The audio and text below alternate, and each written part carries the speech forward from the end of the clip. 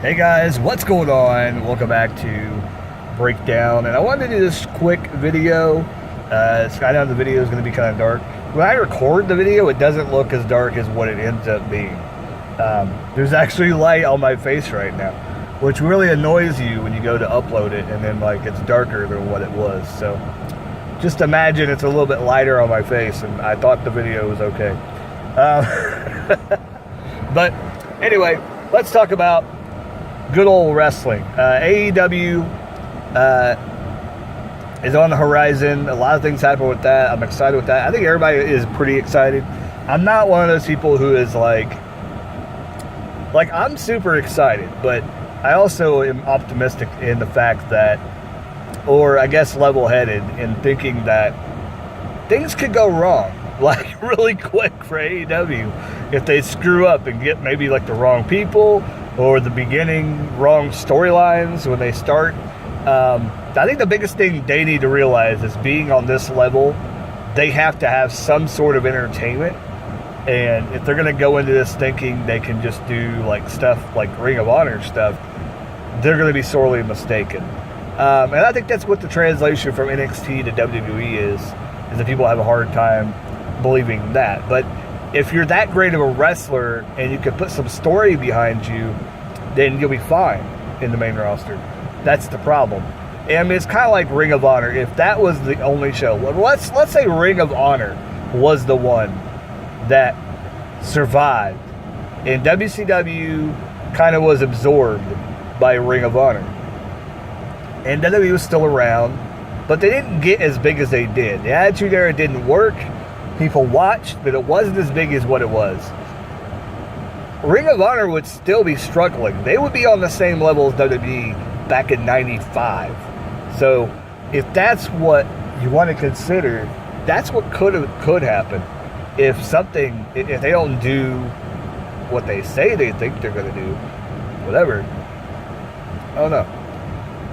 I'm kind of in an off mood lately, so that's why I haven't been uploading a lot of videos. I don't know, a lot of stuff going on, but it's personal. We ain't talking about that. This is pro wrestling. I just wanted to say something about that and get out of the way. Just haven't been feeling like I had no time. It's just a bunch of crap going on with personal life. Anyways, but WWE, oh my God. And for all you haters, you guys need to shut up. You guys need to find something else to bitch about, because there ain't nothing wrong with WWE product right now. There is tons of great stuff going on. There's a couple things you can complain about, but I mean, in the most part, it's getting really, really good.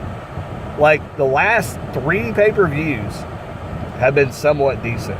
They've been pretty good, pretty entertaining. I mean, the Rumble was awesome. I thought the Rumble, here is my opinion, I think the Rumble actually beat NXT TakeOver. I didn't think NXT TakeOver was as good as what everybody thought it was this time. I think the Royal Rumble beat it out this time. And it is really hard to beat the Royal Rumble, to be completely honest. But last year they managed to do it, or at least come close to matching it. I think they matched it last year. But I think the shock of Nakamura winning the Royal Rumble was a big deal last year, and the first women's Royal Rumble, that was a big deal. But this year, they only had that to fall back on.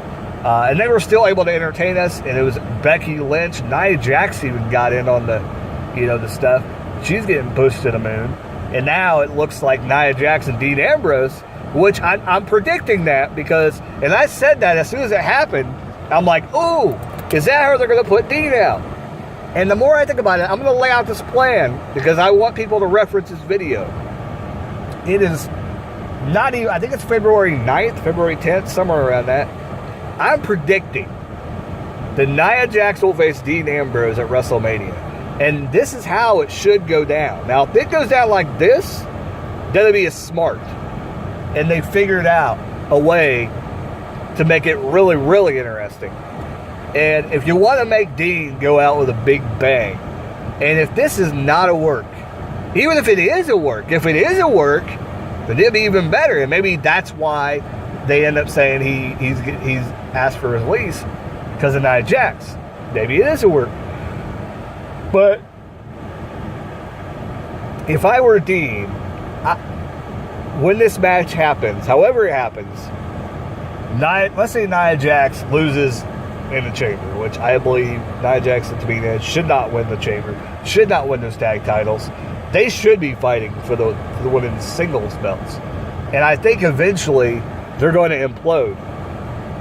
But I don't think it's going to happen until after Mania, because it's not a Mania-worthy feud. It's a feud that'll probably happen like an Extreme Rules, or, well, no, probably not Extreme Rules, but probably after that. Whatever, probably more likely, it might be, it's going to be like the second pay-per-view into the wrestling season. But the way I think it's going to happen is Nia Jax comes out and says, you know, I'm tired of messing around and stuff like that, after a Dean Ambrose match. And she's going to come down and she's going to challenge Dean. Because Dean's going to be sitting in the ring like he did before with his chair, and Nia Jax is going to come down.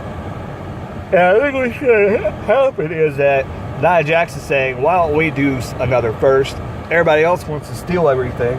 Why don't we do something that's never been done on a WrestleMania in a high-profile way, and let me and you have a match, since you think that you can beat a woman. Because, you know, you can make a sly comment. Like, well, he should have did it this week, to be honest. But let's say he has a sly comment at Elimination Chamber, backstage. That's what they should do. And then the night after Elimination Chamber, you know, she heard everything. And she comes out, and it's like, since you think you can beat a woman, and you can't ever lose to a woman, how about you wrestle a woman at WrestleMania? And if that happened, I think Dean would be like, oh, I couldn't do that to a woman. I couldn't do that. I couldn't hit a woman. And they were like that. And then you can get Dean is like, there ain't no way I'm losing to a woman. And it can get so high that Dean just gets pissed off, and maybe Nia Jax shoves him. And even to the point to where they're kind of bullying Dean a little bit into taking the match, because, you know, they want him to take the match. Nia wants opponent, and Nia wants to prove that she can hang with the boys. And that's kind of what's conveyed. And Dean eventually gives in, and he says, you know what? Yes, I will. I'll take the match. And you know what? I'm going to do you one better, because I ain't going to get beat on a woman. And he turns around and says, if he doesn't win the match at WrestleMania, he'll leave the WWE. Knowing that, and what's been already publicized by the WWE, it would be amazing. It would be pretty cool, and it would make it more interesting, you know? Because it would actually be right into the storyline. Or if they were going to play up the fact that they know, don't park here, I was going to say, okay, that's some truck is going to But I mean, also it's the fact that if they wanted to kind of play it off like, oh, they've already announced that he's leaving, then he could say, I am not losing my last match in the WWE to a woman. And that could be maybe the ploy. Now here's the thing. If this happens, I don't think it's going to happen. I really don't think they would do that crap. But if they do it, Dean leaving is a work. And they're going to do this big angle with Nia Jax. And that would be amazing. I think that would be really, really cool. I want to see that match. And I want to see him, you know, leave because he lost to a woman and then have to come back and deal with that. And I think Renee getting involved with it would be kind of interesting. And it would kind of put the stamp of approval of her arguing at Corey every single week. But I don't know. I think it'd be interesting. But yeah, besides that, oh wow, wrestling just insane. 205 Live, they need to do something with that. I don't know what they need to do. But Drew Gulak was on NXT this week. That was really awesome. Him and Matt Riddle's match. If you haven't seen that, you need to check that out. If you want to see Drew Gulak in his best form, oh my God, he wrestled like a takeover level match with Matt Riddle on this past week's NXT. Oh my God, it was so good. It was really, really good. If you haven't seen it, I was thoroughly amused by it.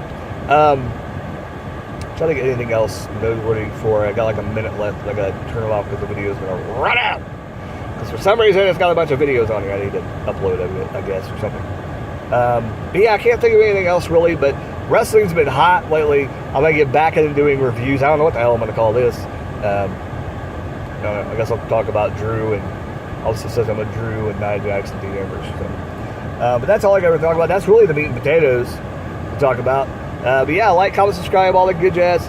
I hope you guys catch you later when I upload more videos, and they will be coming. They are on the way. Sorry about the lack of. I've been sucking lately. I know. I'm sorry. But that will be coming very, very soon. More and more videos. Anyways, here it is. Like, comment, subscribe, all the good jazz. Catch you later. Keep rocking and keep on watching wrestling. Later, guys and gals and aliens and dogs, cats, lemurs. How about they watch me?